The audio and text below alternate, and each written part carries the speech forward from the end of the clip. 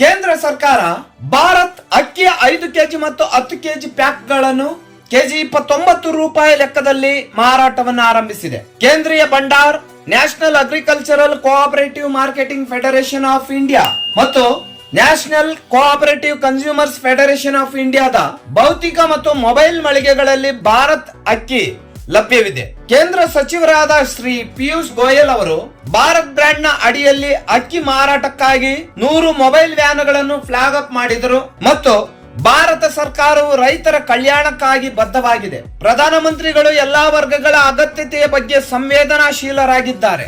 ಅಗತ್ಯ ಆಹಾರ ಪದಾರ್ಥಗಳ ಬೆಲೆಯನ್ನು ನಿಯಂತ್ರಣದಲ್ಲಿರಿಸಲಾಗಿದೆ ಎಂದರು. ಕೇಂದ್ರವು ಭಾರತ್ ಅಕ್ಕಿ, ಭಾರತ್ ಅಟ್ಟ, ಭಾರತ್ ದಾಲ್, ಈರುಳ್ಳಿ, ಸಕ್ಕರೆ ಮತ್ತು ಎಣ್ಣೆಯನ್ನು ಗ್ರಾಹಕರಿಗೆ ಕೈಗೆಟುಕುವ ಬೆಲೆಯಲ್ಲಿ ಒದಗಿಸುತ್ತದೆ.